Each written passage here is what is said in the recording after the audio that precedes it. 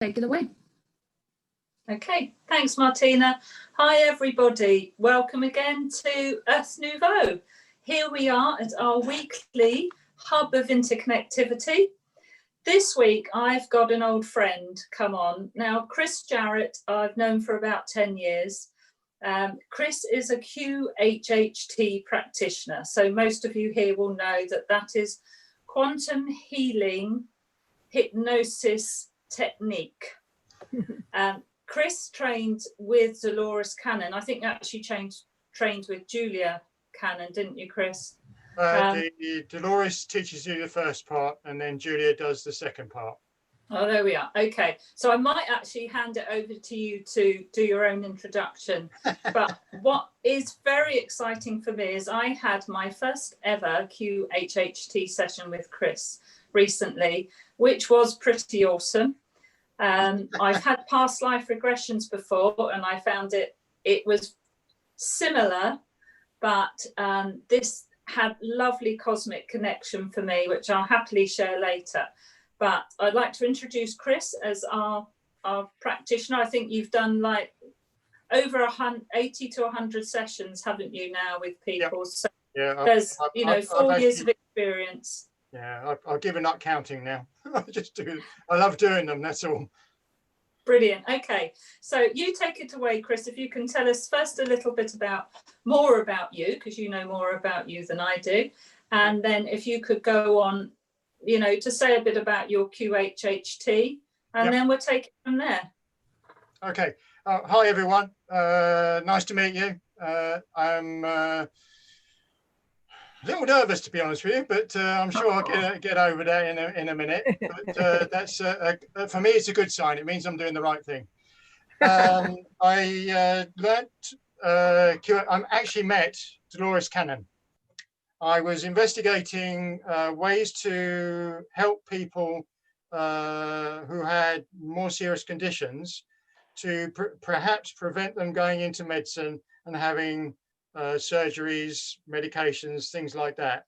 And I've been for years looking for systems that could help me to help them to perhaps prevent them going into the medical system. Now, I didn't find anything for years until about 5 years ago, I saw Dolores Cannon's YouTube and started listening to her and thought, wow, this is a way of perhaps giving people an insight into where their conditions come from. And there seems to be a healing process within it as well. So I thought, wow, let's go and do it. Well, within a month of finding her, my wife had organised us to go and meet her in London up at the Theosophical Society. Excuse my inability to pronounce that. But we went and saw her, and this was 3 months before she passed away and left the physical world. And she was definitely looking aged, but her daughter was there too. And she gave us a lovely 2-hour, I think it was 2 or 3 hour talk on her protocol that she was doing and how she'd had many people just literally spontaneously heal in front of her eyes. And I thought, well, if I get to learn this, perhaps I can do it. And she started teaching, I believe, around 2008 to practitioners to do it.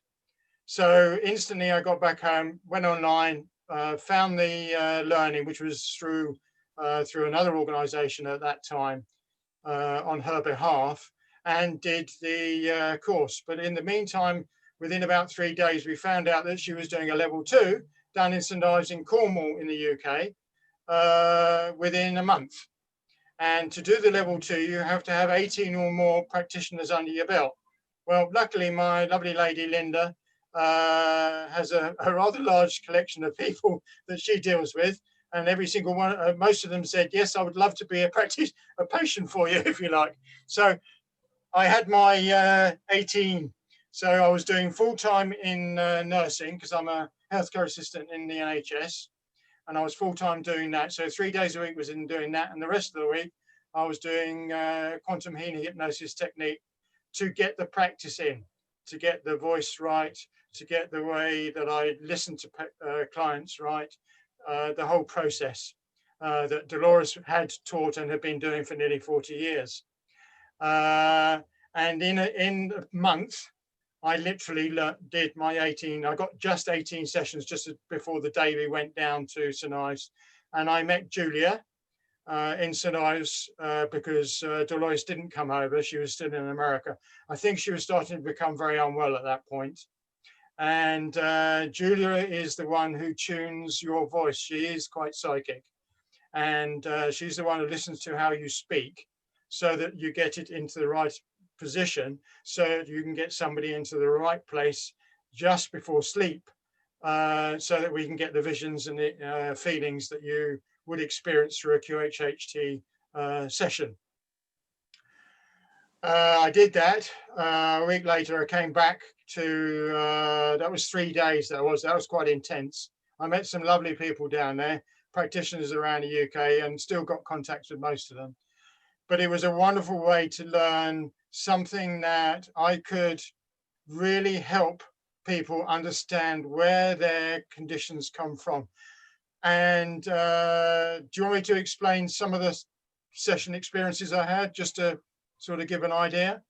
Yeah, if you can explain the mechanics of it really as well, Chris, why it works for healing. And the other thing I'd like to know, I might be jumping the gun a bit here, is how it differs to just past life regression, which is also done in hypnosis. So right. If you could cover that as well, that would be great. Okay, according to what Dolores talks about, the hypnosis, the past life regression that we do is slightly different. It goes into the symbolic point of where our bodies can be, which means we actually don't deal with what I call, what normal medicine calls the subconscious mind.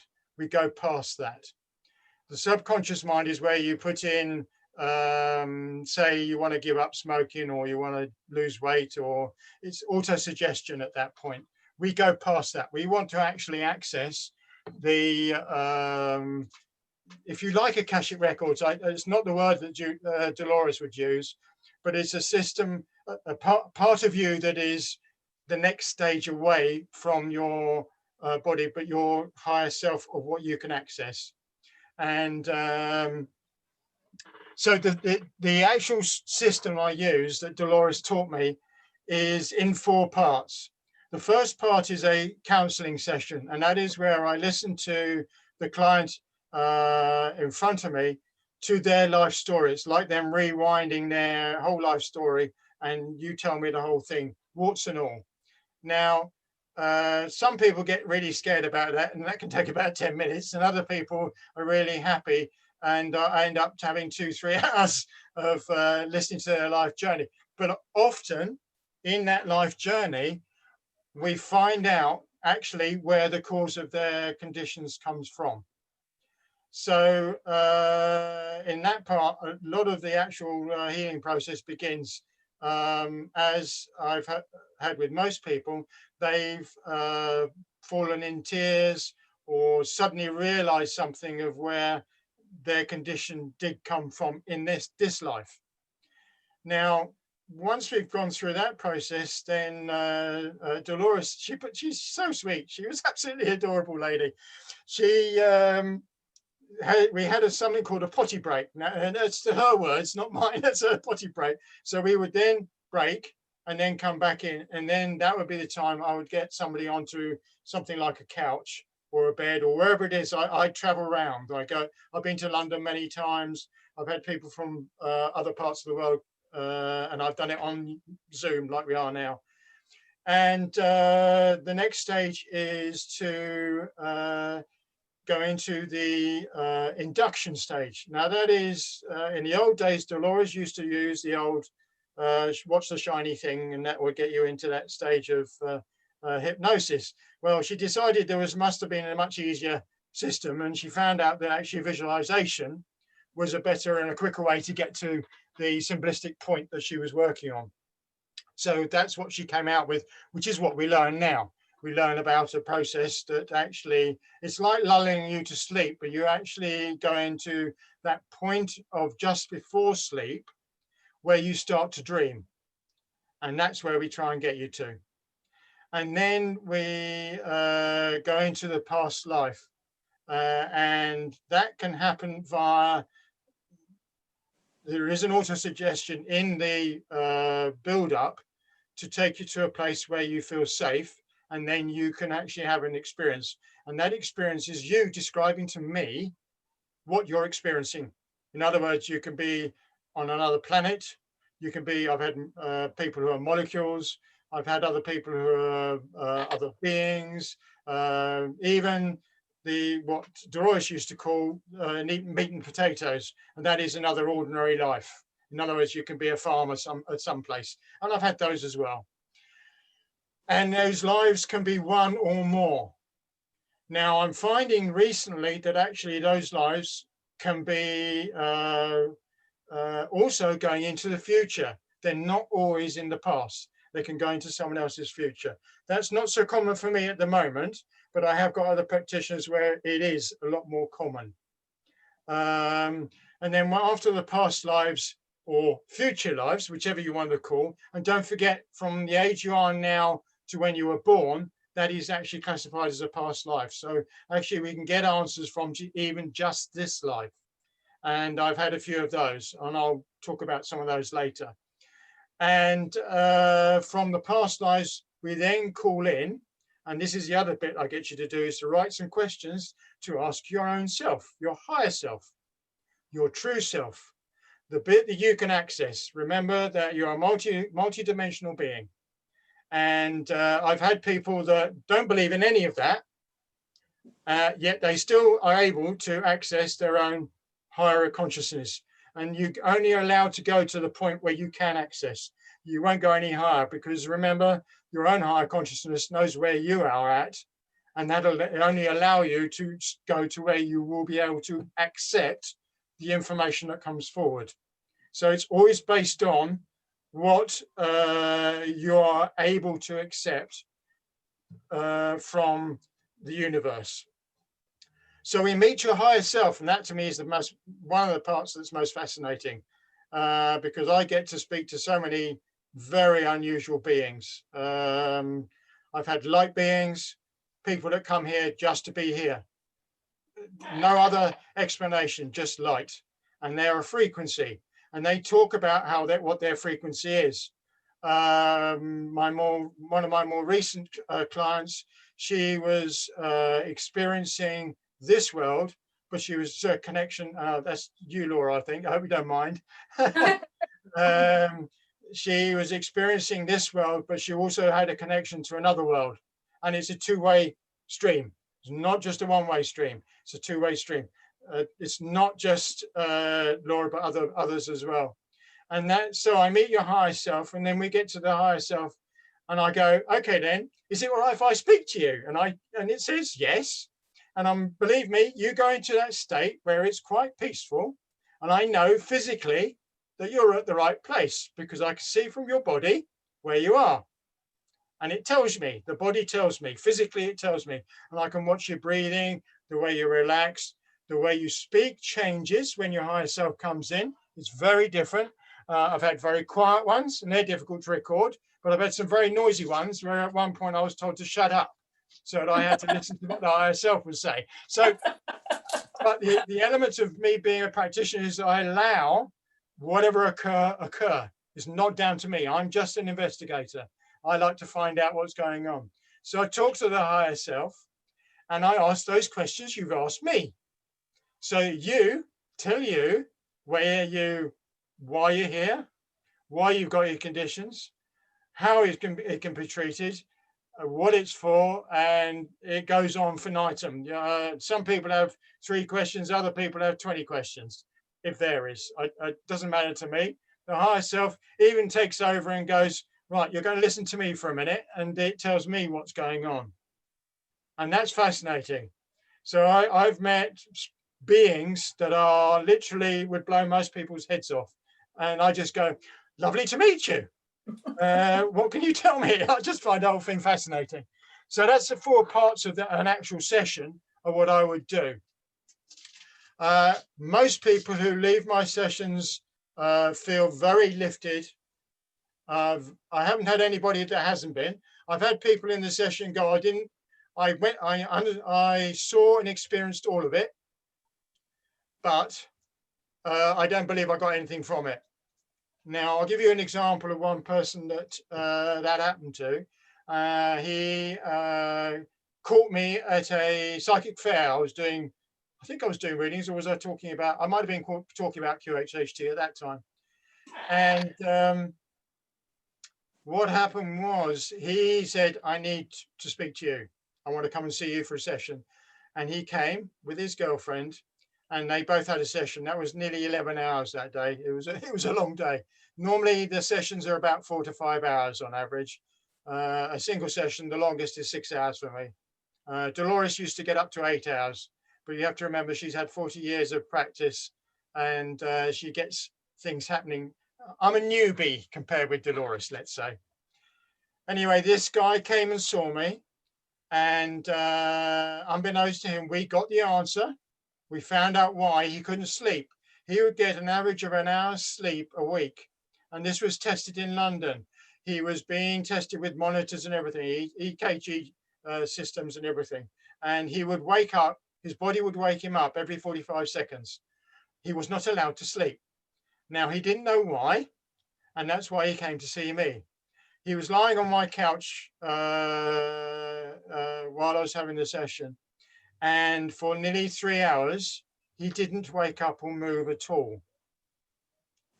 Okay? He woke up from the end of the session and said, I didn't get anything from it.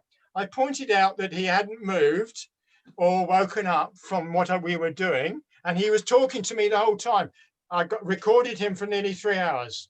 All right? So I proved that he was still doing things, even though he said, no, I didn't agree. Anyway, I saw his girlfriend, I think it was about four weeks later at another psychic fair, because I'm a medium clairvoyant. And she came up to me, she said, thank you very much. It was most wonderful what you did.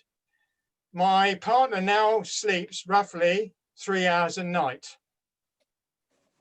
Okay? Now, the reason for him being woken up was we found out from his higher self that actually he died when he fell into a fish pond when he was very little. They pulled him out of the fish pond and somebody did CPR on him and actually brought him back to life. His conscious mind automatically decided if he went to sleep, he would die. So that's what we found out, was that actually it was because of that he was unable to sleep, because it meant that he would die. In actual fact, now he does 3 hours a week. I don't know what he's like now. I haven't seen him for a while, but he was wanting to come back for a second session probably about a year ago, but never did. But so that's one example. Another one was a lady, she had a problem that, bless you, Laura, you've heard me talk about this before. She had a knee problem. Well, she didn't tell me she had a knee problem when we had the first part of the session. But when the higher self came through, the higher self said, oh, by the way, her right knee is a problem. Well, actually, we're not going to take that knee problem away. And I said, why? Because I thought it's the idea of having a healing process was to actually clear all these things up so somebody wasn't unwell. And the higher self said, no, we're not going to take it away because it's actually her barometer to tell her when she's walking the right path. Remember, legs take you somewhere. So when she goes along the wrong route, her knee hurts, and that's to tell her, take a different route. That's amazing. Can I just stop you one minute before we get too far ahead? I think because Martina's monitoring some of the questions that are coming in the chat. Yeah. So before we leave behind maybe what they want to ask about, Martina, do you want to say some of the questions? Yeah, I'd like to ask, Alan is saying, because it'll be nice to talk a little bit mechanics and then go back into stories again. Yeah. So Alan is asking, would QH be like connecting to one's precognitive workforce in a process of hypnotherapy? Cognitive workforce.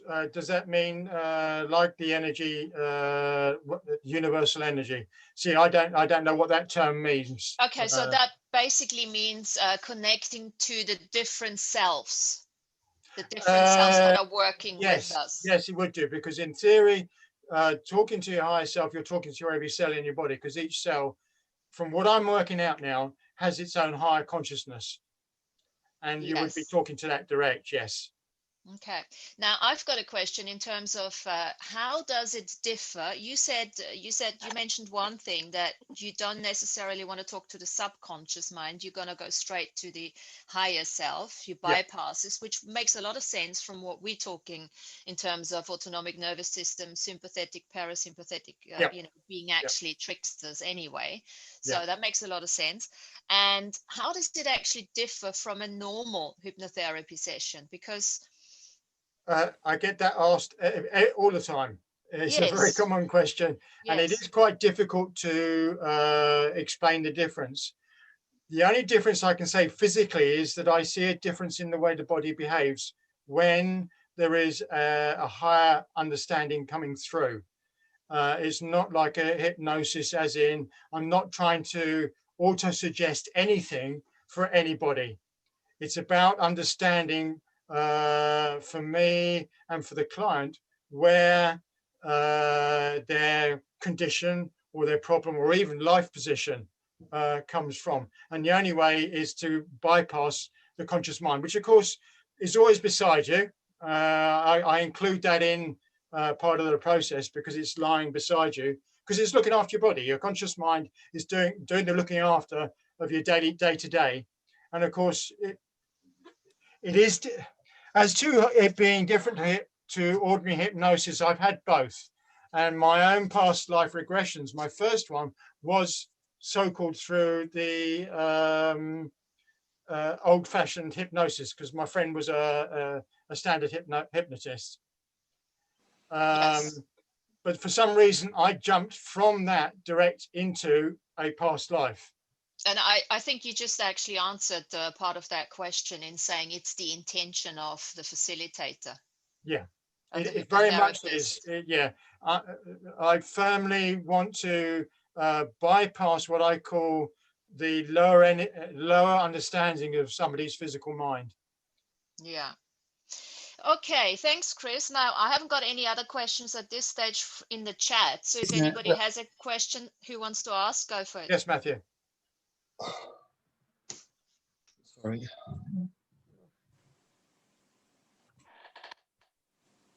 Hello, sorry, I'm having computer problems here. Can you hear me okay? Yeah, I can hear you fine, mate. Yeah, no, Yeah, that's fine. Yeah. it was a little one come in. I didn't even have a question, but I'll have a go. So you know, what I was thinking about was as you're doing this and you're speaking to the higher self. Yeah. Obviously, when you go into certain lives, that there's an order to it, isn't there? And do you find that you have to use your conscious mind at all to go in a certain direction? I mean, connection-wise. So who comes in, who comes out? Because what happens if you go off on a complete detour? Or does it always seem to fall into place? Right. The whole thing is allowing me to allow the higher consciousness of the client to lead me. It's not me leading them. The only time I do lead them is when I want to meet the higher consciousness. Once the higher consciousness is there, I then just ask your questions. And then the higher consciousness can just say, yes, I'm going to answer it, or no, I'm not going to answer it. Or it can lead you even further afield than that to something completely different that I hadn't banked on, but I then go with the flow of what is in front of me. I don't lead somebody to a past life. I don't say that they're going to go to, say, ancient Egypt or something like that. Whatever they experience is purely what their higher consciousness is allowing them to have into their awareness, that they then describe to me. I then allow it to go a little bit further by asking questions. Understood. And so how does that affect you as a medium? All those other layers of information that you're used to you know, dealing with. Do you find does that just go away and you just enter into your regular process? I have to have great self-control, because a lot of the stuff that does come forward, I've already had intuitively come into me. And when I'm doing the QHHT, I have to be fixed to Dolores's therapy. I don't deviate from it. As you'll find out later on, I do something else called BQH, which is beyond quantum healing. There, I can use those other abilities as well. But with QHH, I follow Dolores's journey exactly. And they're all just as powerful. It's a question of I have to have great control, because I do get senses, I get feelings, I get pictures in my own mind, and I have to think, no, I have to go with what is in front of me, and I have to be the journalist, if you like, to bring out more and more, because the more detail I bring out, the more of an answer the client gets to whatever it is. I never know what the answer is. It's in there, but I never know what it is. I just look at it and go, okay, this is what's this and this. Because we always have an after session, if you like, for about 20 or 30 minutes where we talk about what's come through, because you will experience it. I've found recently that most people recognize that they've been through all this, and they're like, oh, hiya, waving at me, the one there. So it is very interesting. I'm the journalist, literally. I investigate it, and I find it fascinating. Yeah, brilliant. Thank you. I'll be interested to hear about some of the other stuff as well. Yeah. Yes. Oh, absolutely. Yeah. Before we do that, because I'm really into these cosmic connections. I mean, forget the healing. Let's have some. No, don't forget the healing, because I think the healing is all part of it. But yeah, I'm really keen to get to that. And what on earth is beyond quantum connection? I don't know, but we'll come to that. But just quickly, I'd like to bring in Herminia, because she has put up in the chat, I think, Martina, hasn't she, that she's at level 1. Can you hear us? Oh, I can hear you, but you're talking to me, Laura? Yes. Tell us, have you had some, what sort of experiences have you had if you're level 1? Yeah, just give me a second. I just finished last month, and I'm now to getting, volunteer to do the requirements to go to level 2. You have to have section, I believe 10 section. Right. Now they have, and then I be able to qualify for the number 2 level. It's very fascinating, because I followed her in 2012 and then again 2014. And for some reason, you go different direction and then forget about it. And I think one of the girls in the meeting with you, that she mentioned quantum healing, and Andrew Barcy mentioned to us, oh my God, I gotta go back to this, because it's 2 people in the row that mentioned it. That's why I'm signing for the class. I didn't even have the money, and I can tell you, I look at Dolores in the one of the YouTube that she was, I was playing, and I said, Dolores, if I can get this money, I really wish I can do this training. And you won't believe it. Like the next day, I had some money from the government department for unemployment. It was a check for almost $2,000. My God, I gotta do this. It was amazing, and I know that we can tap in these powerful sources that we have, that we don't know, we forget for some reason or whatever, for control, I don't know. However, I know it's very powerful, and I can feel it. I notice in myself, and I'm looking forward to develop to the higher level. And go for it. It's amazing. Absolutely amazing. Yeah. I encourage you. It's you start to begin to understand how powerful humans are, and where we actually can access the universe. It's amazing. Yes. We are playing like a little kids, and we have very amazing power. And that's just my challenge, to bring that power in here and share with other people that are able to open their power to. Because I think it's time for us to become what we are. Good for you. Well done. It's a great therapy. It's a great technique. It's lovely to do. As I say, I met Julia as well, and she was the one who took me to level 2. And I'm so pleased I did level 2, because you get lots of little ideas on how you can deal with people's conscious minds, because their conscious minds can be a real problem. Yes. That's where we have all the program that we have been for millions of years. We have to overpass that one. Yeah, for sure. Yeah. Thank you so much. It's very wonderful that you came together to bring that, open to people, be open more. And just forget about not be afraid, because it's wonderful seeing that we can become free finally. Yeah, it really. I've had people leave my house skipping. One lady messaged me a week later and said, "I'm still skipping through the supermarket," and you're just thinking, how can a therapy or a technique help somebody to feel so good about life that they continue doing it after you've seen them, been and gone, sort of thing. So yeah. It's wonderful, absolutely wonderful. Thank you so much. I really appreciate it. And we look forward to meet sometime. Who knows? Yeah, I've not been to any of Julia's meetings. I was going to, but couldn't make it. One of the last ones. I think that was in Dublin, I think last year, something like that.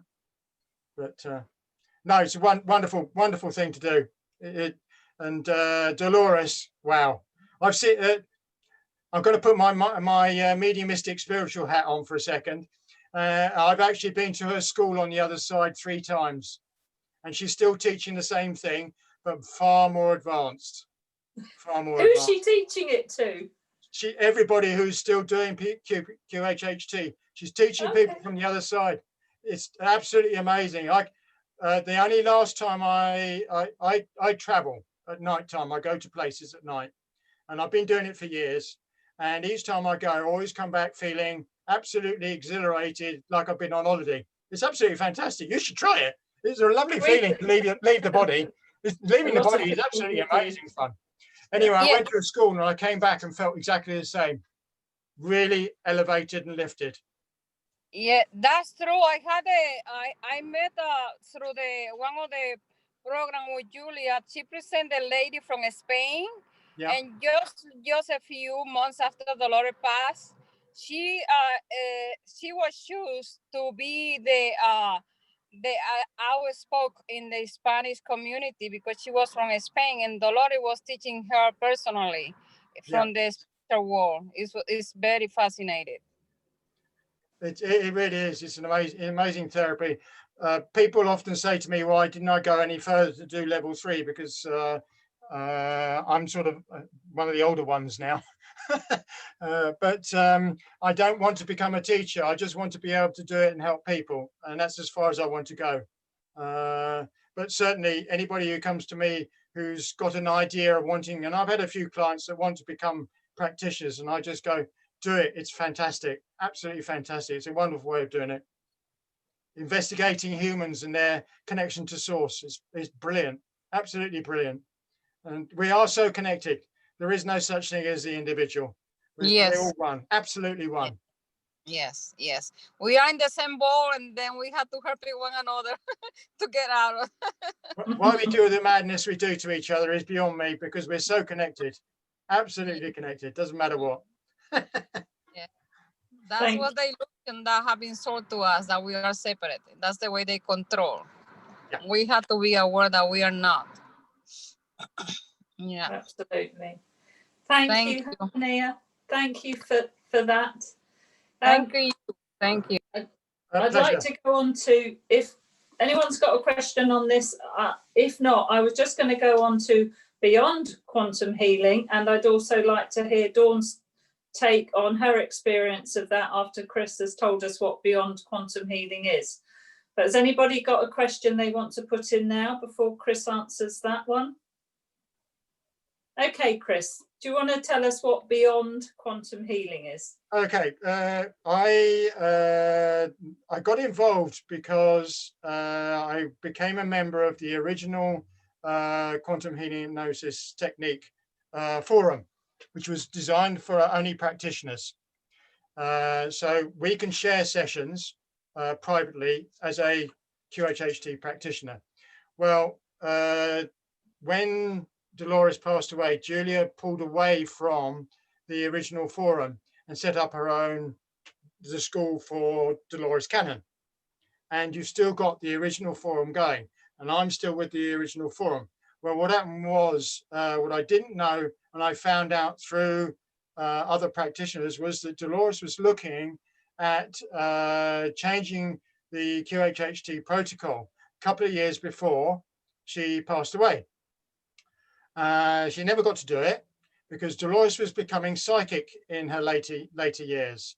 She wasn't through most of her working life, but she was the last couple of years in her life. And Julia did say that when I went down to her St. Ives. She said my mum was starting to become psychic. She was hearing voices and things in her head and seeing things. Anyway, Dolores passed away, and the lady who was running the original forum, which is still running, and there's quite a few people around the world that is part of it, decided to try and get in touch with Dolores. And she did it through a couple of people. And these people were able to actually, Dolores came through them very, very specifically, very strongly. Exactly what Dolores is. I've listened to the recordings. I've seen the people and watched them, and they are who Dolores is. There's no two ways about it. Dolores takes their consciousness over, if you like. Well, Dolores was actually, through these people, said there should be an extension to QHHT, because Dolores originally was going to build a school where all of us could go and learn hypnosis, Tai Chi, homeopathy, all those sort of things, all the therapies that are around now. She was going to build this school in Arkansas. That hasn't happened, but that's what Dolores was originally wanting to do.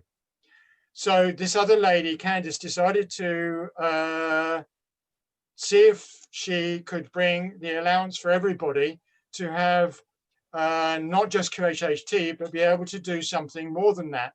And Dolores said, well, why don't you do BQH in this session of connection that she had? And it was beyond quantum healing. Now, the actual process is very similar, but it allows me to use all my other abilities. My other abilities is a pranic healer. I'm also a medium clairvoyant. I was very lucky in the early 90s. I suddenly became spontaneously able to use all the 5 senses as an extension into the spirit world. And it pissed my dad off because he'd been sitting in circle for years, never able to do any of it, and said, how come you can just sit once and there you are, bang, you can do it all in one go? So I said, I don't know, I can. And I did, and I have done ever since. I see spirit all the time. As I stated earlier, I work in the NHS, and I've seen spirit ghosts on the wards at night time. I've scared nurses and said, oh, did you see that lovely white lady walk past? And they go, who? And then they get a cold shiver and they go, I said, oh, that lady. So for me, it's not a problem. I don't see anybody as dead. And the reason for that was my mum died when I was 21. She died of breast cancer.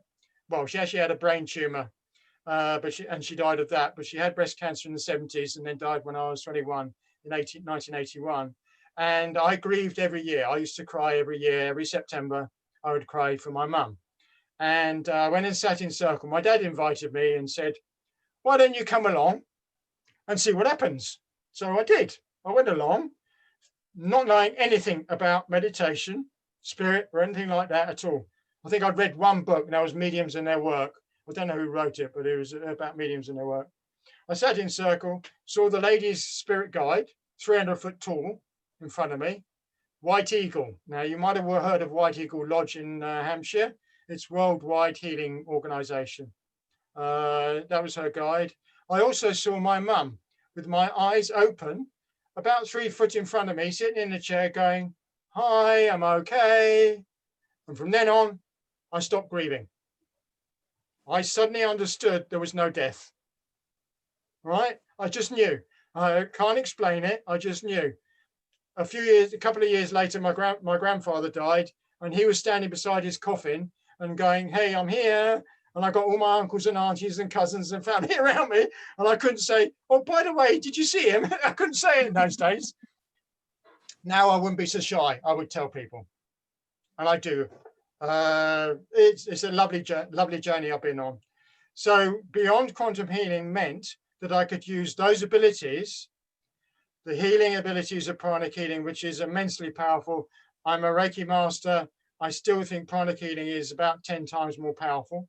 I do it with people around the world, and I get a phone call the following day saying, "Oh, you've been doing your magic again?" And I go, "Yeah," because I don't tell everybody I'm doing it. I just go and do it because I'm curious. Like everybody, I'm fascinated if it works.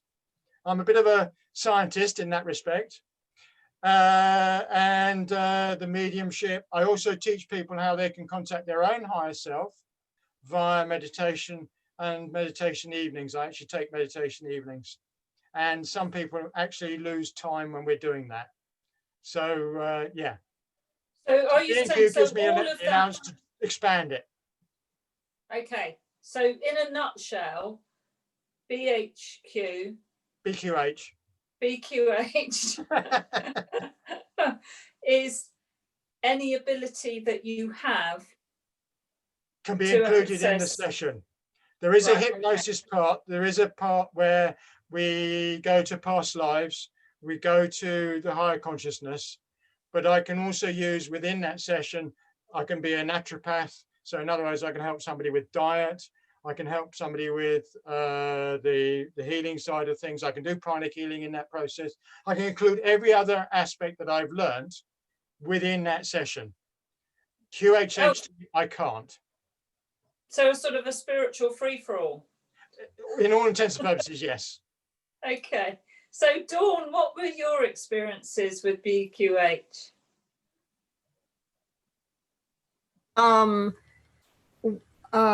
Well, I started studying it. I think I had a QHHT session. You know, it was an online session. So from what I understood from my practitioner, it had to be a group session for one person because they couldn't do it over the internet.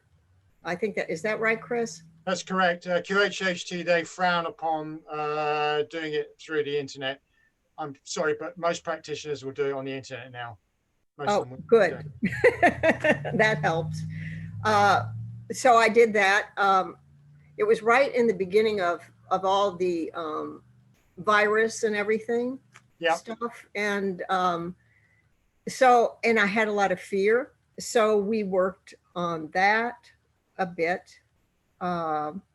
Then I think I've had maybe 5 other sessions with people doing BQH. Yes. And every, you know, I went into the past lives and I often listen to these over and over again. Yeah. It's so, you know, I learned there's like new layers that I hear each time. Yeah. And it's amazing to me that in one of them that one of my early ones, it just kept telling me I was light. I was light. That was it. There's nothing else to know. And it kept pointing that out. Like I was, the being I was using light for everything, to heal others and to help others and to help itself. And the last session that I had, so this is maybe my 5th or 6th one, my higher self came in so effing clear. I mean, like, get out of the way, I'm here and I'm going to talk. And at one point we were talking about something real emotional to me, and I could feel my human personality come in, and I reported, the higher self reported, she's back. She came back. She's very heartbroken right now. And, you know, and then we just sat with that for a second and my facilitator moved us on through. Yeah. You know, I could feel it. It just felt different in my body. I didn't feel. No, if you get a good facilitator, they should really sort of take you even deeper to that, because actually that is probably the most important part to find out.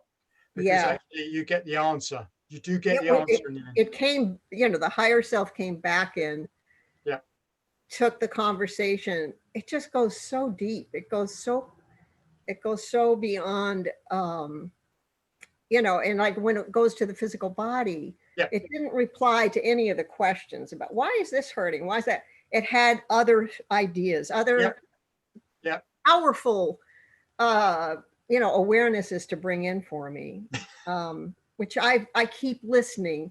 And every time I listen, I think, come on, go back, start doing that again. Remember, they said your own self told you to do this. Absolutely. This is what it's about, is you tell you. It's wonderful.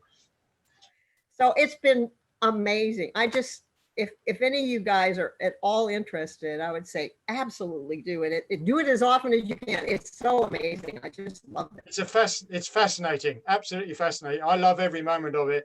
How the light comes in, how the light does the healing process. It even tells me mechanically if it's using a specific frequency, sound, light, color, device. I mean, the number of different devices I've come across is about 20 odd different devices so far. And it's a different one every time. Wow. You're just thinking, well, how can that be? You think it'd be just one thing, but it's not. It's so many different devices that they use. But yeah, that it's I like Dolores. I love it. Absolutely love it. I think it's fascinating. It is fascinating. But BQH is just as good. You get the same outcomes from BQH as you do from QHHT. The difference is that with BQH, I can use other therapies. So if you're a therapist and you're learning QHHT, you can include those other therapies with BQH. But with QHHT, because of the way it's been set up, you can't. You have to. You're governed by what the soul and the higher self allows to come forward.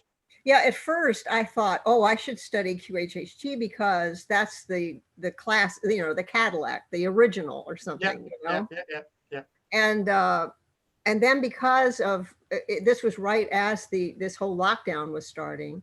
Yeah. And it felt like, well, if they're so rigid about this and you have to see the person in person, I don't know. So then I started checking out the BQH and I felt like it just felt so expansive. Like I didn't realize what you'd said earlier, which is so fascinating, that Candace did these sessions, you know, to hear from Dolores. And I do feel so many times that Dolores is right there in the session. Yeah, she comes really strongly through. I've had a couple of times where she's come through my clients. She does come through really strong. Yeah. She talks, and you know the difference. Yes. She's such a strong personality. She really is. And it always feels, she can be quite blunt too. It feels like a big hug from your grandma, and then a little rap sometimes, you know. Absolutely. Yeah, absolutely. Yeah, it's lovely that so people don't die, and Dolores proves it by coming back through the clients herself. Absolutely not. Yeah, she is so totally there. Yeah. Thanks, guys. Okay. Thanks, Martina, did you have a question there? No, you didn't. Okay. So any other questions at the moment? Because I'd like to go on and hear about some of these cosmic connections that Chris has made. If you can tell us some of who you've met and where they're from, I think we'd all be really interested in that, Chris. Okay, yes. I'm quite happy to share some of the sessions. There will be no names or anything like that. No. I've already mentioned one guy about the breathing earlier on. One of the first ones I had was a very dear friend of mine. And I've known her for years. She's a follower of Sai Baba. Knew her via my dad. And she decided she wanted to come and be one of my original clients. And she went to a past life, but actually what she was a go-between between the ETs, so in other words, extraterrestrial beings that came to Earth thousands of years ago, and the local humans. And she would go and learn the information from the ETs, as in a language of sign or picture or whatever, then walk along the road, if you like, and tell the locals how to grow and do things like that. And this went on for about 40 minutes, where she was actually just a go-between, like we would be a go-between between somebody else and someone else. It's very easy, very, very simple, but it's pure light, pure energy. I've had another client. She was a molecule of air. And one of the and that's really difficult to have a conversation with is the molecule of air. What do you say when somebody's a molecule of air? Anyway, I said to her, okay, how do you feel? And the molecule of air said, well, I feel absolutely fine. I love it. I said, are you on your own? I said, no, there's bloody billions of us up here. And this conversation goes on from there. And it was an oxygen molecule. It was just at the beginning of the creation of Earth, which is what she was talking about, how the Earth was populated with oxygen and everything else. Who else? One interesting one was a guy.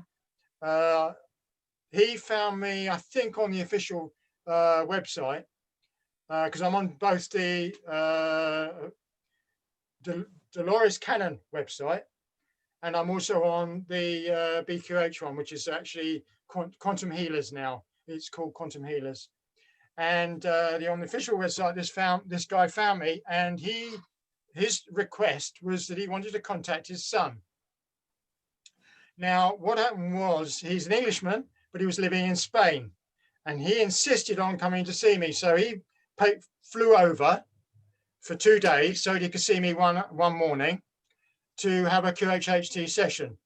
And he wanted to find out about his son, because his son, he came from Chichester, and near Chichester there is a set of traffic lights on a main road, and those traffic lights, he was killed at those traffic lights, and the van driver wasn't prosecuted, and it's still a court case going on as we speak now. Now the guy came and saw me. I didn't know what was going to happen. I took him through a past life where he was somewhere else, but then we started to meet his higher self, and his higher self was his father. And that was the picture he got, was his higher self. Because you have to remember, your higher consciousness will know what you can accept. If you come in with an ET or a grey or something like that, most people will go, oh shit, I'm not going to do this anymore. So his father came in, but with his father came his son, who was 18. And his son then took over the conversation that we were having. I was talking to his son, and his son showed him the Belisha beacon is a button that you press when you want to cross a road. And the button, actually the screen itself was green for him to cross the road. Now I said to because it was all recorded, I said to the guy at the end of the session, I said, you need to get this to the police. Well, the problem was that particular set of traffic lights does not have a computerized system on it, or cameras. So they couldn't find out if this was correct. But he came back for a second one, and again his son came through, and as far as I know, he was happy with that. But he flew over. I've been up to London many times with couples. What else? What about like I had? So I visited the Crystal Kingdom. Oh gosh, I had one. An extraterrestrial one, very, very extraterrestrial. This lady, I had her on the couch, and she instantly went to the light. She didn't go to a past life, and that happens quite regularly now. Often people don't go to a past life as such. I think it's because of the frequency Earth has changed. It's been lifted up so much that people don't need to go to the past life. They go direct to energy source. Anyway, she was a 90-foot being. So I saw her head going like this, looking at how tall she was. And she was a lady that, I don't think she was, I can't describe her as being a lady. It was a being that was working in space, or space and time, on a device that she would walk through energy walls to get to this place where she was working. It was all mainly done by thought, she was describing. And it was a device that created enough energy and power to power whole dimensions. In other words, it would create stars, solar systems, dimensional doorways. And she actually described that she was seeing craft, spaceships, if you like, or traversing ships that would go in and out of this awareness that she had. But she was 90 foot tall, and that was one of them. Brilliant. So there are some amazing beings, and she was doing that now. You have to remember that when I have them on a couch, they're a human being, but they're at the same time as this being in space. It wasn't a past life, it's actually a now. Yeah.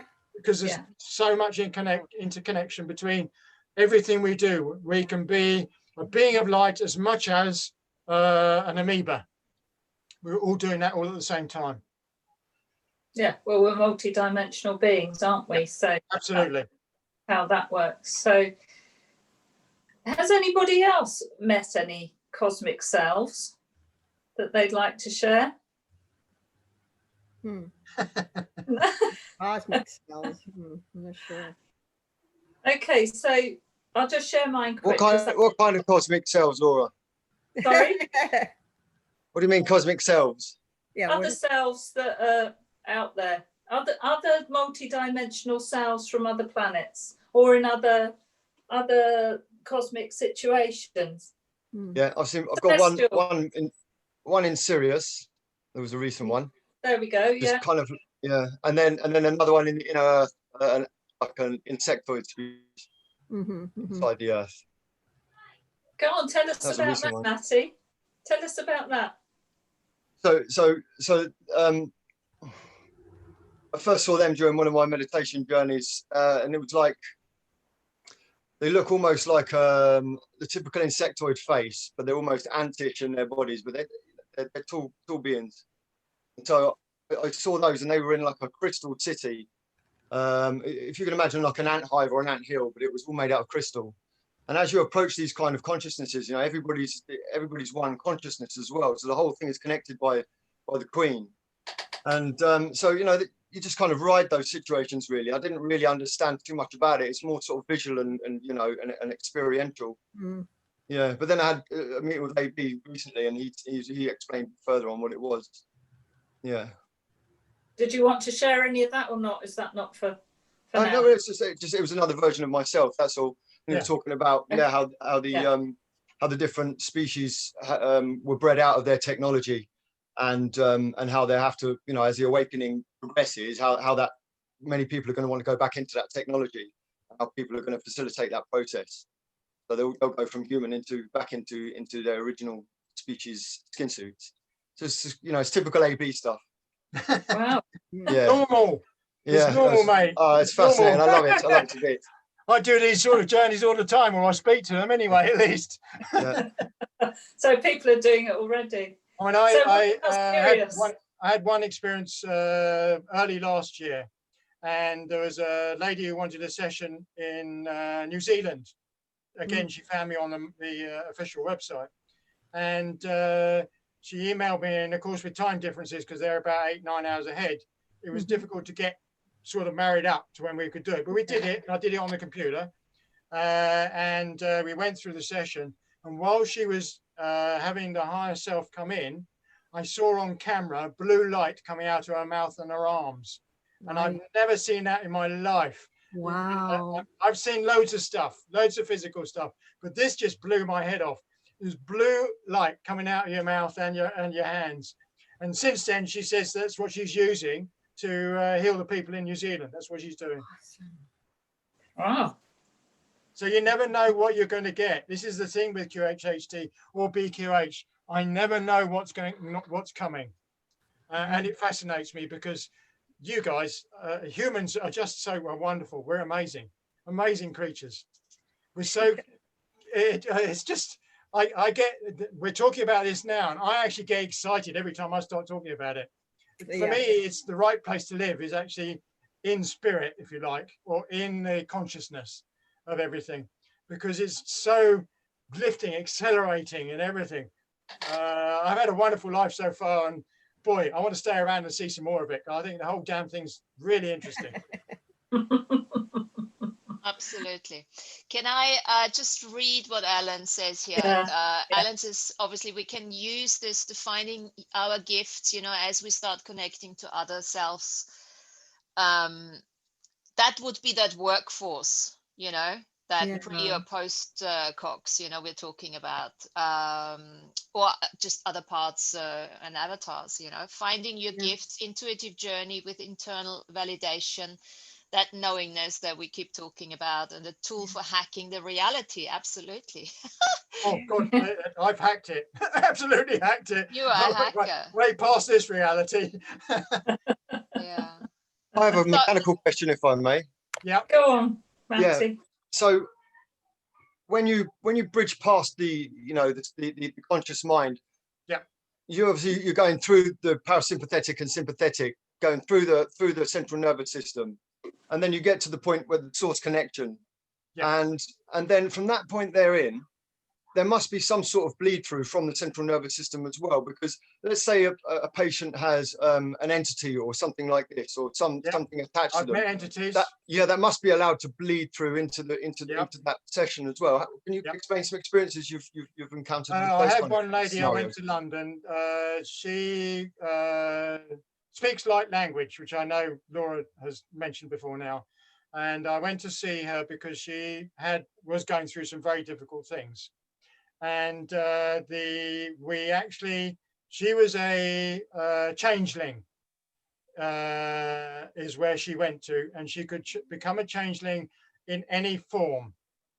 At the moment she's a human, but she's actually a changeling on various other planets, and actually works like a diplomat between different races. And that's what she would go and do, is she would then become one of the races, so she could infiltrate and get to know what their particular way of wanting to do.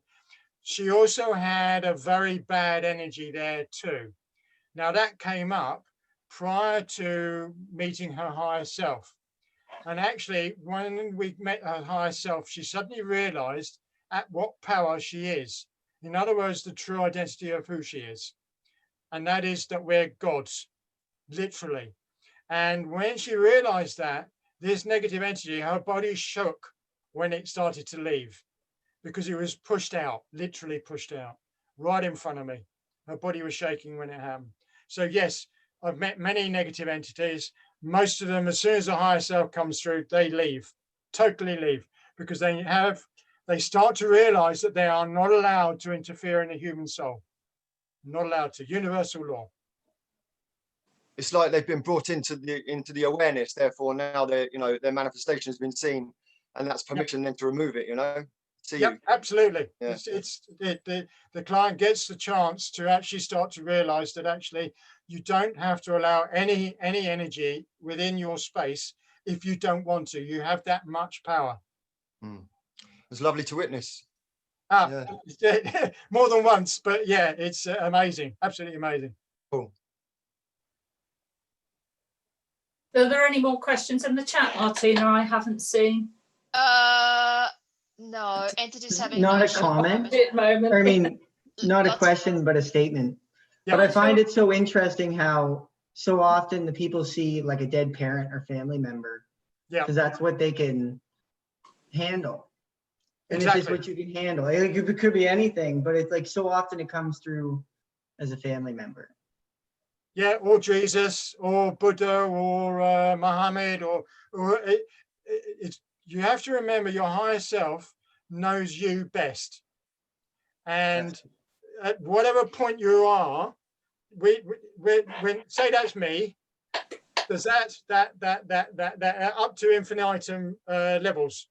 And you can literally, where you access those levels is how conscious you are of those levels.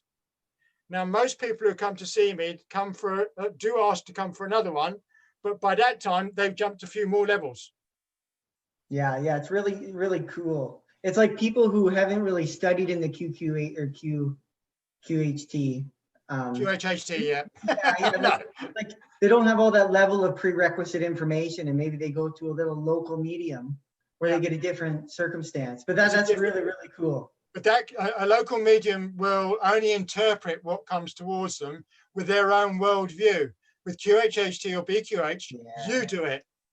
You actually do the interpretation, and it's far more realistic because you actually feel it, smell it, taste it. All of the senses work at the same time. I just want to mention, just had a thought while you were talking about that.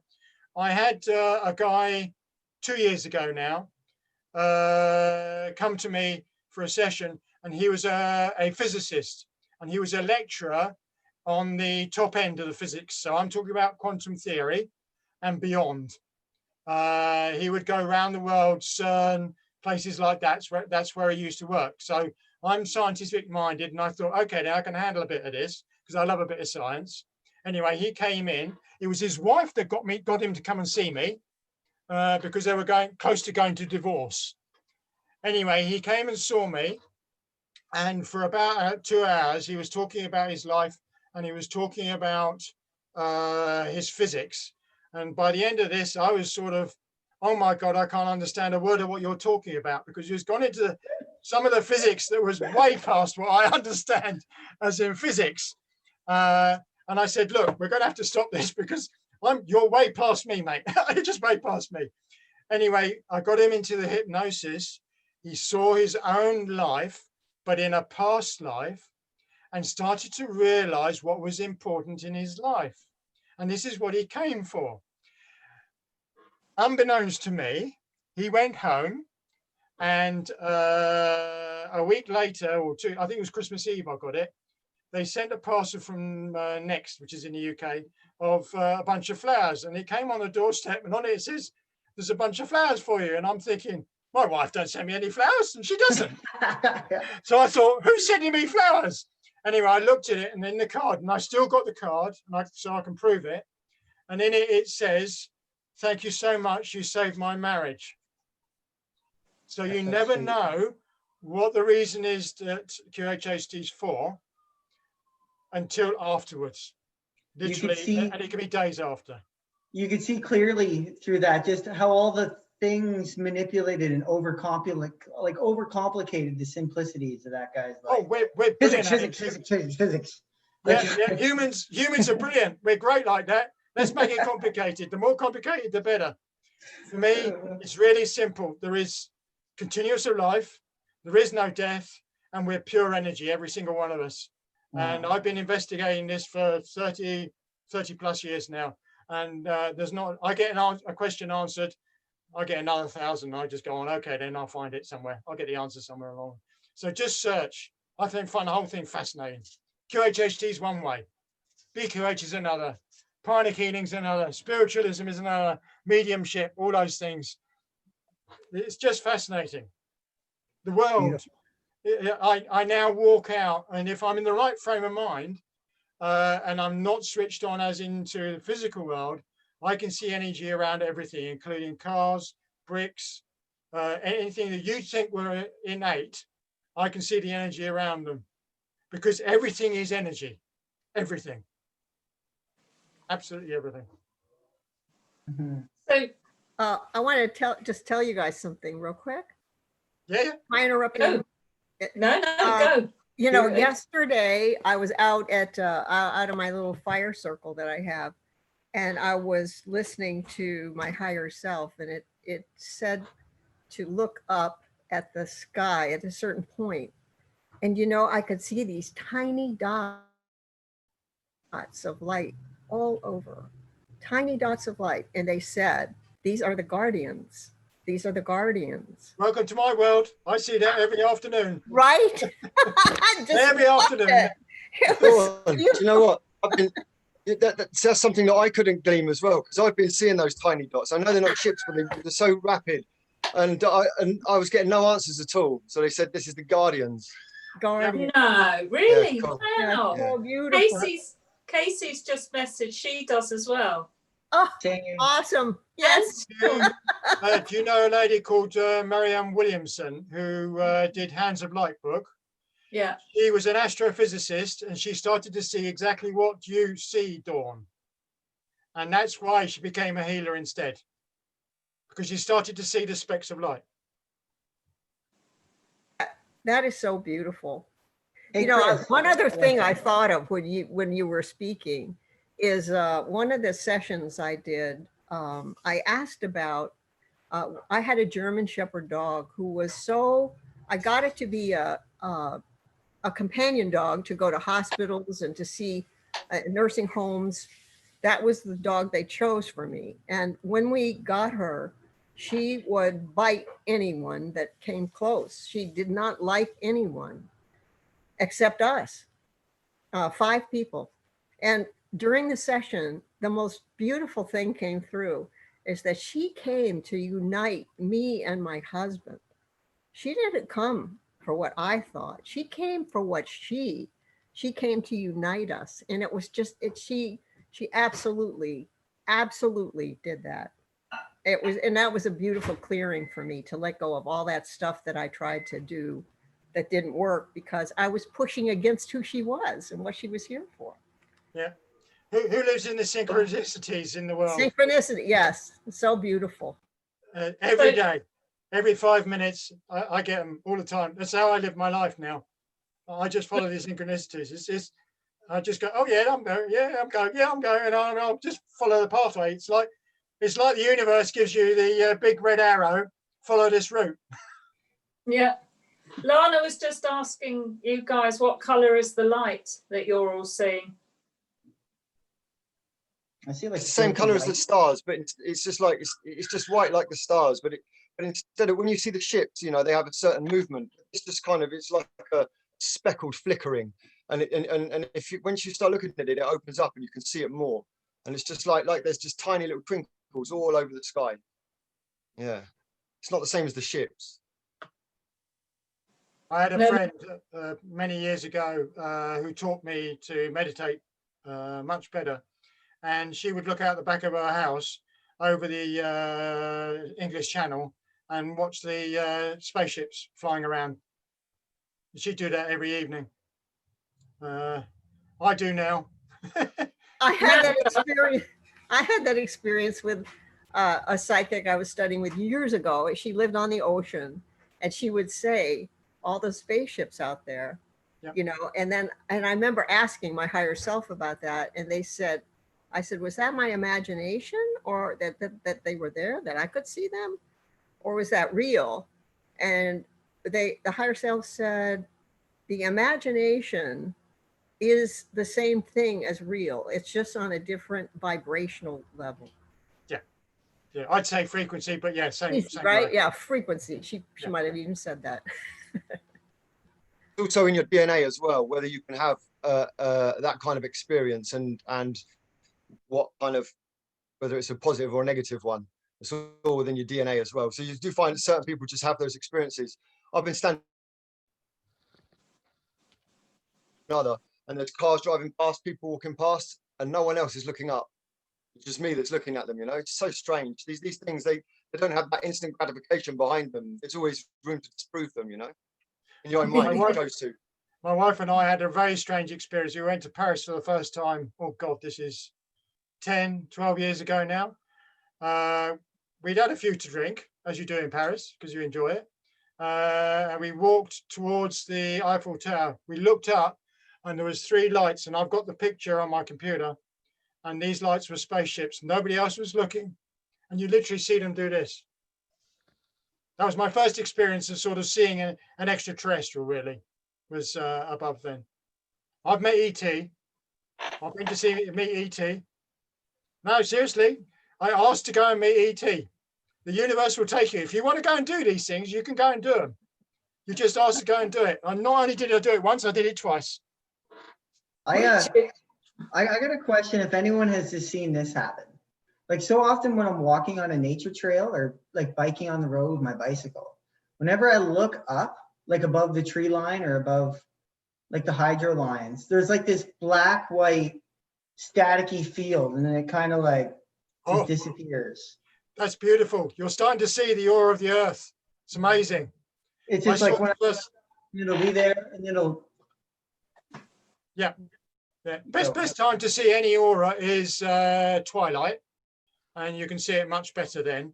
My first sort of really seeing the Earth's aura for the first time properly, we went to a place called Assisi, which is where St. Francis used to do his practice, and you've got the basilica at the top, and literally it was dark night, but there was this beautiful blue hue right across the whole basilica and the land around. And that was the first time I ever saw the Earth's aura for the first time. I've seen people's auras for ages, but the Earth's aura, that was the first time to see the Earth one. Well, it sounds so pretty, but it's just so fleeting. It happens like literally there, and then it's not there. I found when I'm teaching people to see auras every day, don't look, pretend you're not looking, because you'll go out of focus and you'll see it better. When you're looking, because of the eyes take sort of 90% of information through to your body, you want to be not doing that. You want to be doing slightly out of it, and you'll see more auras.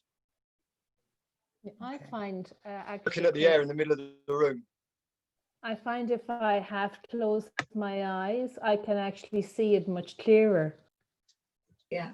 Yeah. Any sort of form of out of focus. I just take my glasses off. I'm already there. Yeah. Yeah. Yeah. But yeah, it's all these things, and for BQH, I include that in that, you see, because I can see what's around people. I can see family members.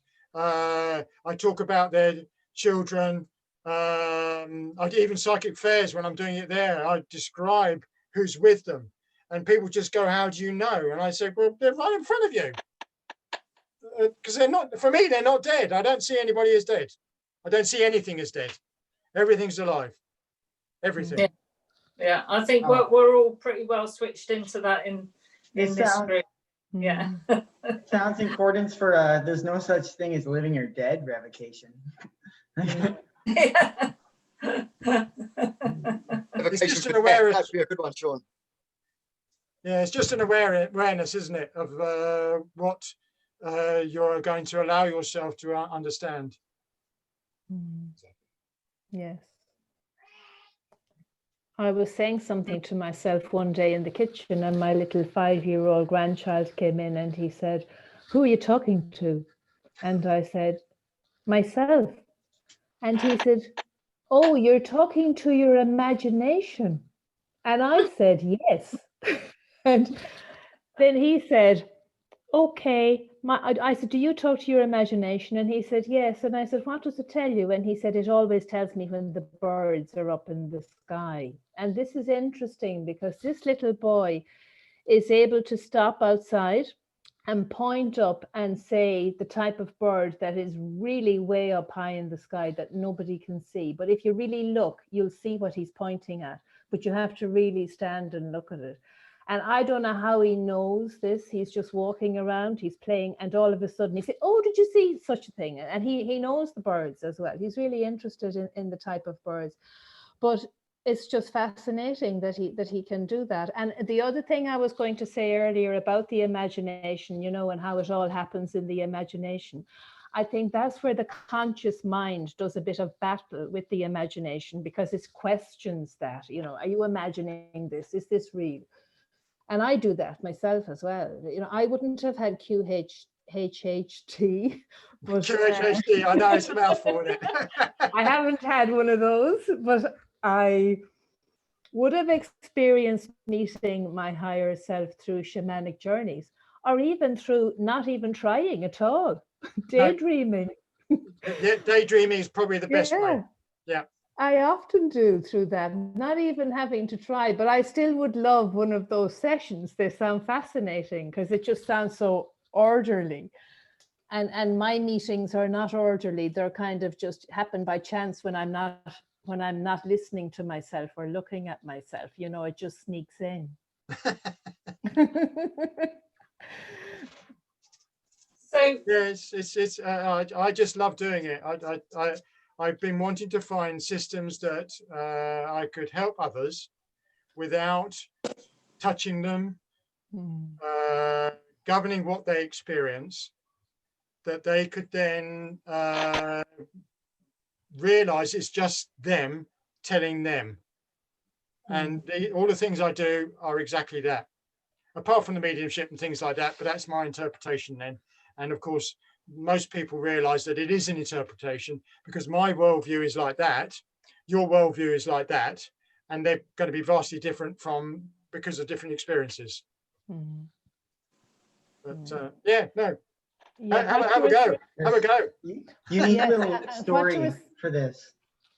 Sorry, just like so when I was first getting into the world of all this much more stuff going on, Dolores Cannon was one of the first steps that like really got me you know, cranking and gearing. And then like in February, I booked to go do like a Dolores Cannon session. And this is the time like I'm starting to get in with AB, like Andrew Bartzi's, just chatting. And I had a session with him.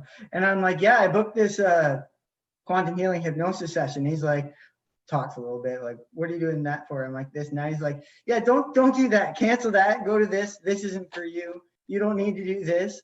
And that's where it's just so interesting that like we all each have individual skills that are that pertain to us. Yeah. And it was just like, okay, okay, I thought I was doing something cool here, but I guess I'm doing something else here. But I thought that was a little unique story. Just, yeah, no, you do get guided. Everybody gets guided. We're never alone. We're always being shown a route. It's not the one we have to go down, but it's a route. And what the answers are and what we're going to get from it, you don't know till you get there. And that's it, do it. That's all you do. Everything's an exploration. That's what we're here for. We're explorers. We're explorers to see this world. And it's amazing here. Hey, let's get in a spaceship and go and see the other ones as well now. Yeah, it's just a contrast.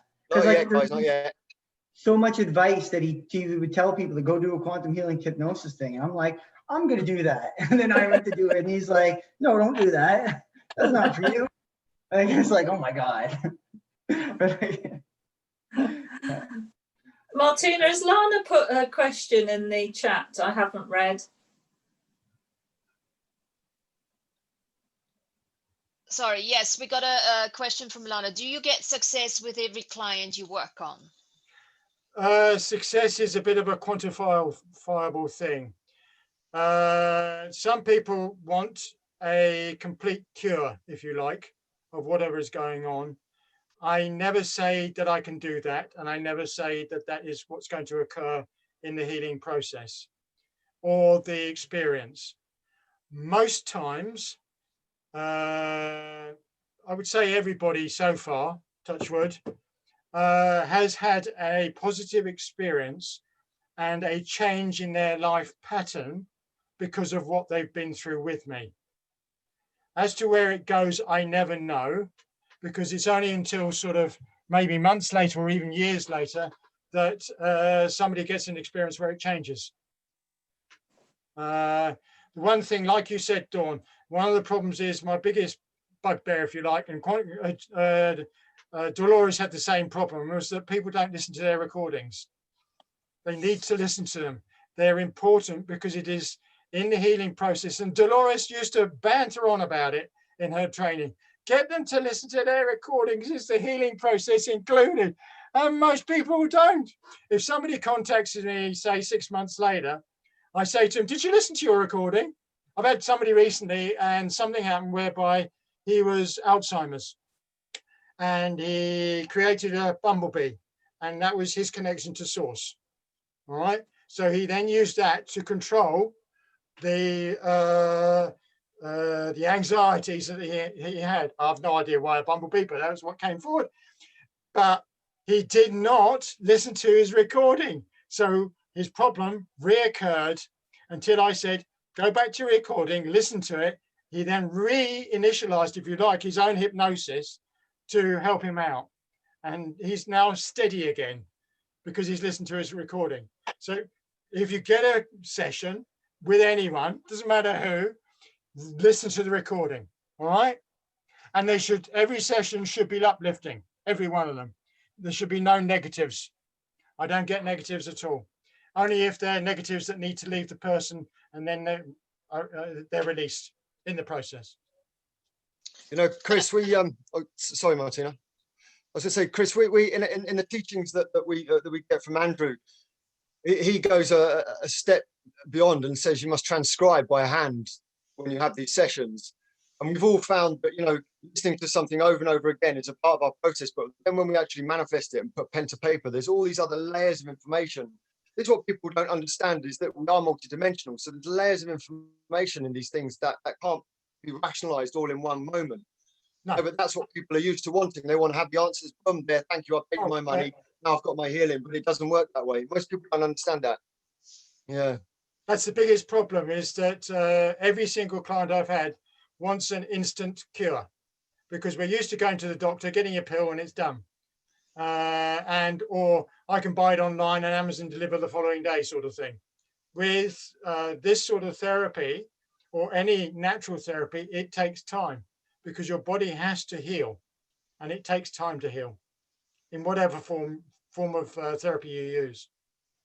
Well, it takes time to integrate that healing, doesn't it? And that's the thing. Did Lana have another question in that chat? Yes, Martin? we do have another question. Do some of your clients' higher self ever get rude with some of the questions you would ask them? I've been told to shut up, but that's usually because it wanted to talk a bit more about something else, but not rude, no. I've not had any expletives at me or anything like that, unless it's actually explaining something towards the client about more of an expression rather than a rudity. Well, how about humour, Chris? Do you mean No, like it's more humour. It is more humour. Sorry? Oh, more humour, not exasperation. Yeah, not nasty. No nasty. I've had no nastiness. No. I personally, when I do the sessions, I always in this session we include a pyramid of light around the client to protect them anyway. But I always invoke a wonderful session for everybody that comes to see me, because I feel that if I put the right energy out, then we get the best energy for that particular person, and they can't go away with some positive in their life, even if it's not instantaneous that they get cured, that in time they change their life. I had a guy, he was crack cocaine. I didn't know he'd done it the night he came for the session, but he had done, and he was up until 3 a.m, high as a kite, came and had the session, promptly went to sleep on the couch, started snoring, and I thought, okay, I'm going to have to wake you up so we can carry on. And I did. I brought him back, and actually we had one of the best sessions. He became the light. He was the light himself.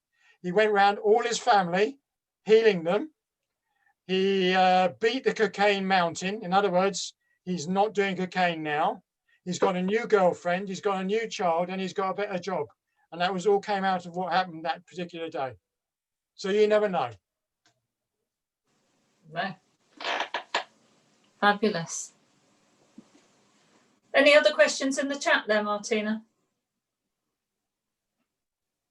Hold on a second. We've got Alan saying visceral responses from clients during sessions, like crying, shaking, etc. Yeah, you mentioned that as internal validation of the healing. Yes, absolutely. Loads of that. Flaying arms. It can get a little physical sometimes, but not always. Most people are quite calm when they're going through it, but I have had physical movement. Chris, I have a question. Sorry, Martina. Keep talking over Martina. So when you initiate people's higher selves, do you find that there is a difference in strength to the higher self itself, dependent upon the person's own particular life and journey, or once you cross that barrier, is it always the same level of consciousness? Right. When the past life is there and the individual that I know up until the higher self comes in, you get to know how they are, their mannerisms, the way they speak, the way they feel, and all the rest of it. When the higher self comes in, it's vastly different. Generally, they start speaking quieter. Generally, they become far more rhythmic in their breathing. So physically, you can see a difference. And actually, they start talking in a third person. In other words, it's not I, it's more a she or a he. And it's not the individual themselves. And that's really where you get to know that there is a difference between the two, between the individual and the higher self. It's really the language that's used. And does that frequency, does that maintain then from client to client to client at the same kind of level of awareness, or does it differ dependent upon the client? Right. I always say to clients, because when I've got one coming on Saturday, and I've asked him to connect his higher self with my higher self. Now, once we do that, the door is open for the period of 6 days. So it's 3 days prior to the session. And when we have the session, we really do open the door because I talk to the higher self. So for 3 days after that, they will still experience the connection to their own higher self. Now that can come in form of dreams, visions, even meeting somebody that that teaches them something very different. I don't know about that part of it, but I just know that it stays. And Dolores, the higher self, told Dolores that this is what's going to happen in these sessions. It's a really good answer, because basically the answer is it's infinite. Yeah. Yeah. And if you link in and listen to your recording, you stay connected. That's why you need to listen to the recording. Yes, beautiful. Lovely. Was there anything else in the chat there, Martina? You were just about to come on there. No, we've got all that, but I am very keen on asking you about your experience that you had with Chris. With me? No, oh, me. Laura, with you. Oh, Laura, yes. Yeah. Okay, so yeah, that was fun, wasn't it, Chris? So we did the amazing hour of, as always. Yeah. Did the hour of my life story. It's difficult to pot your life story into an hour, but I think I did that. Then yes, you did the introduction, which is one I've heard before. I think it's a fairly standard regression, and this time I've had 3 or 4 past life regressions with Debbie Smart. Wonderful. She's a wonderful lady, as you probably know. And so I wondered how this would go, because it was the same sort of thing, but it was totally different. And I was in a lift, and obviously Chris guides you through all this. You all know that. And I was in a lift, and it was a circular lift within some sort of dome, glass dome or crystal dome, in mountains, but the mountains were also crystals. So there was what looked like ordinary mountains that went into crystals and so on. And Chris asked me to look down and look at my feet. And I had silver slippers with bells on. And gradually, the recording is great fun to hear. Now, Martina and Mary have heard this. And because it's great to share something like that. And I had a silver woven cloak, and you asked me to describe the area, and it was like a searchlight was going over the mountains, distributing rainbow colours. And I think you asked if that's how we got our energy. But anyway, I established that I was from the Crystal Kingdom, and I'm one of their emissaries on Earth, and there's many, many on Earth, as she told us. We didn't know her name, did we, Chris? But yeah, she did say it at the beginning. If you did, she did say. Oh, she told me who my name was, but she had some lovely things to say. And she said,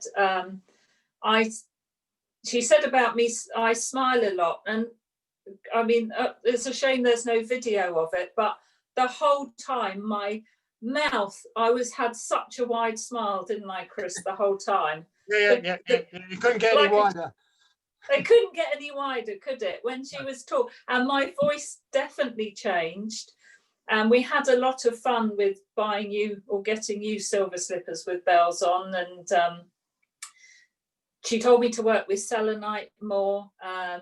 She described the Crystal Kingdom, didn't she, as well, how beautiful it was. And I think she just said about how happy everybody was. And I could feel that joy. And I think that came over in the recording, didn't it, Mary, Martina? The absolute joy and the happiness, and this huge smile on my face, which I think she called a crystal smile.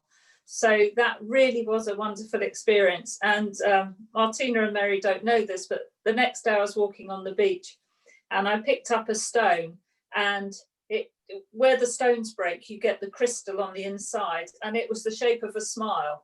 So I found my crystal smile on the local beach as well. So yeah, and I felt every time I think about the Crystal Kingdom, or every time I listen to that, I just feel great. I just have this lovely, overwhelming happiness, and it makes me smile. We didn't know about the stone, Laura, but yeah, it was lovely to speak to that lovely being. Absolutely delightful. Yeah, and the smiling, I couldn't control my mouth, actually. I couldn't control it. I mean, I've never been smiled before, but I was being smiled. Can't hit Martina, you're muted, darling. You're muted. Okay, can't hear what you're saying. I didn't really say much of significance. Just really that smiling really came through. I mean, for me, it sounded like a full-blown channeling. Yeah. You became that person, and it was very much a teacher spirit. You know, like talking in the we, and you know, the voice slowed down tremendously. The tone of the voice changed. You know, it was absolutely a total full-blown connection, channeling. Yeah. Yeah, that was lovely.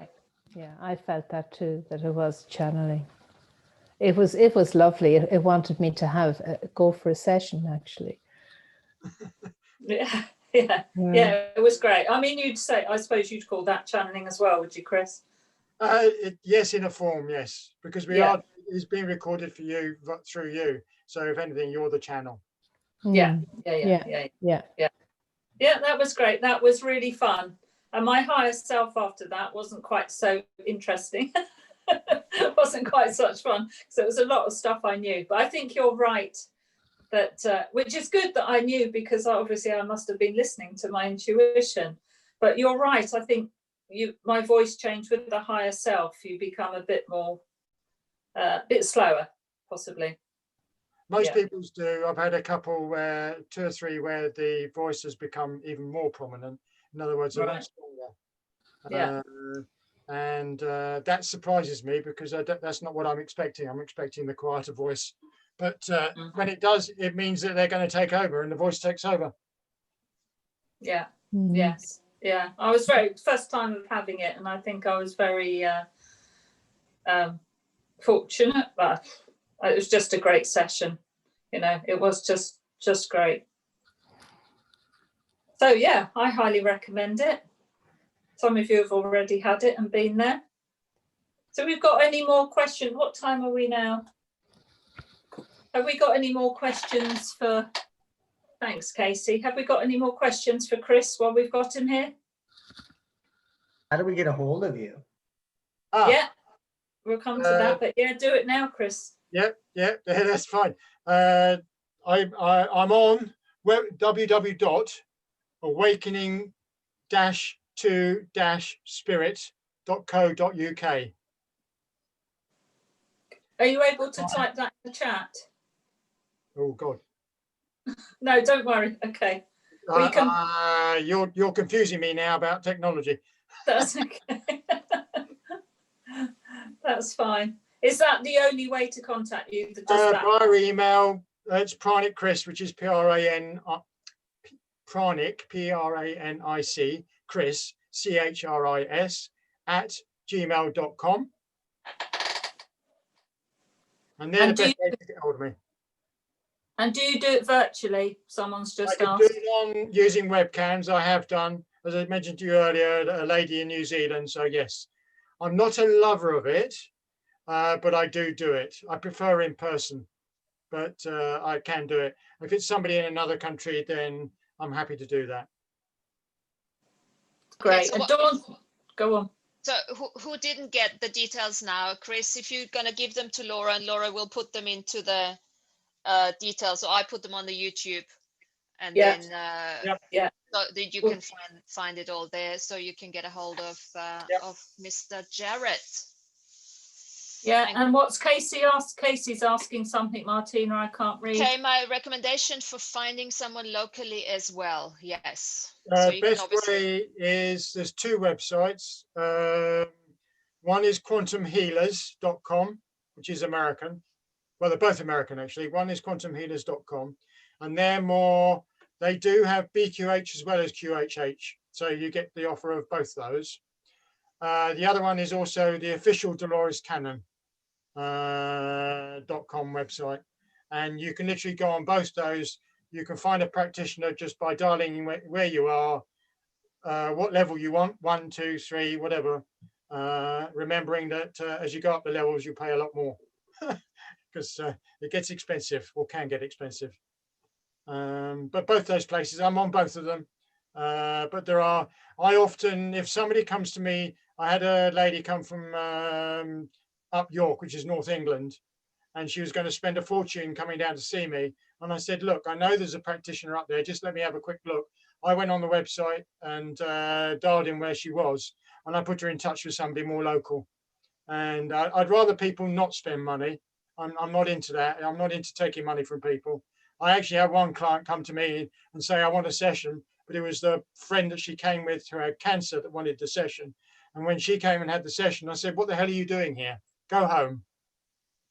I don't take people's money.